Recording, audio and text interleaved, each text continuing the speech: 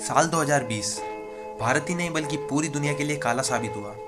ये वो साल है जिसमें कोरोना महामारी ने पूरी दुनिया में कहर बरसाना शुरू किया और जिसके कारण हम सभी अपने अपने घरों में बंद होने को मजबूर हैं। कोरोना वायरस की अब तक 2 लहर आ चुकी है। पहली लहर में लोगों की जान कम गई, परंतु लॉकडाउन से लोगों की आर्थिक स्थिति खराब हो गई। धीरे धीरे लॉकडाउन खुला ही था कि लोगों की लापरवाही से जल्द ही दूसरी लहर ने लोगों को अपनी चपेट में ले लिया। देखते ही देखते लाखों की संख्या में लोग मर गए और इस बार पूरी देश और दुनिया को भारी आर्थिक तबाही का सामना करना पड़ा और देश में ऑक्सीजन की भी भारी किल्लत हो गई। कल्पना कीजिए दोस्तों, जब कोरोना की थर्ड वेव आएगी तब देश और दुनिया का क्या हाल होगा। ऐसा अनुमान लगाया जा रहा है थर्ड वेव बच्चों के लिए खतरनाक साबित होगी।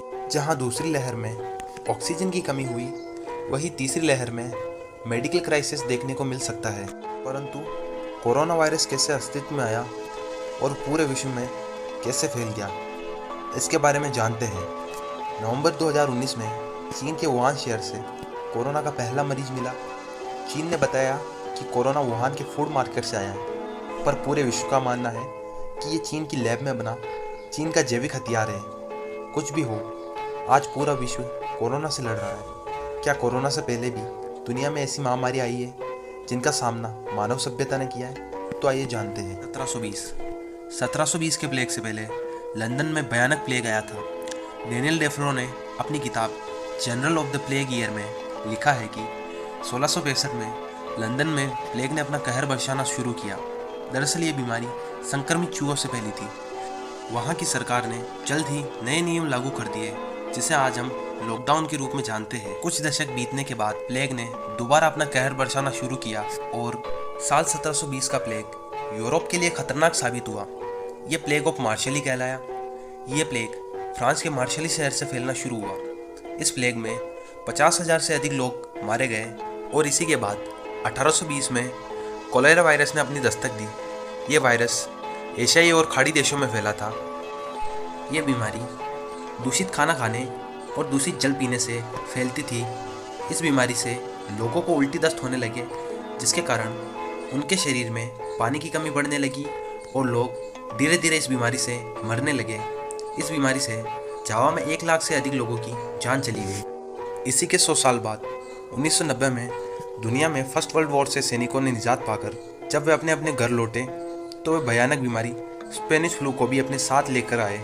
ये फ्लू पश्चिमी मोर्चों के सैनिक कैंपों की गंदगी से फैला था, जिसके बाद ब्रिटेन, फ्रांस और जर्मनी जैसे देशों ने दुनिया के सामने इस खबर को नहीं आने दी। पर जब स्पेन में ये फ्लू फैला तो स्पेन सरकार ने दुनिया को इस फ्लू के बारे में बताया, जिसके कारण इस फ्लू का नाम स्पेनिश फ्लू पड़ा। दोस्तों, फर्स्ट वर्ल्ड वॉर से दोगुने लोग इस बीमारी में मारे गए। इस फ्लू से दुनिया की 5 करोड़ की आबादी उस दौर में ख़त्म हो गई।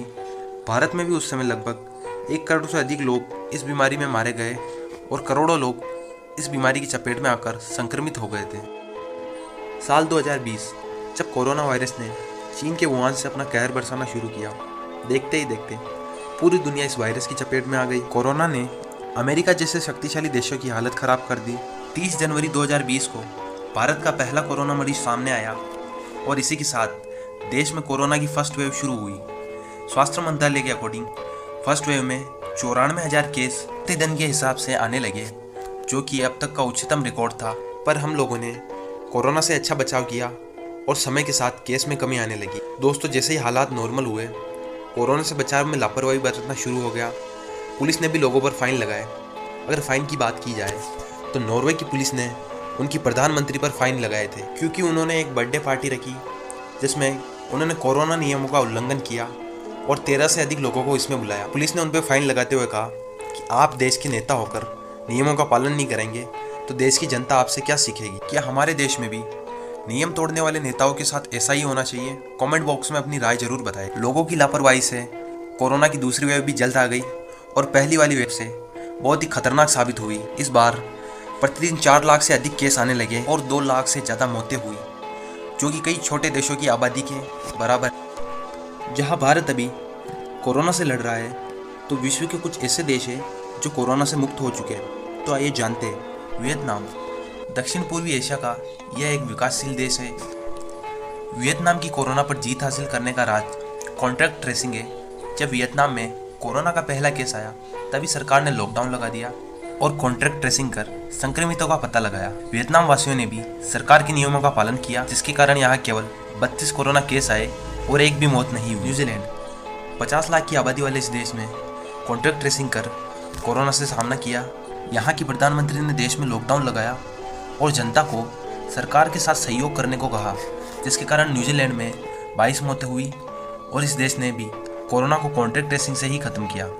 पर दोस्तों, भारत अब भी कोरोना का मुकाबला कर रहा है। भारत की हालत अभी इतनी ख़राब है कि थर्ड वेव आने की भी संभावना बढ़ चुकी है।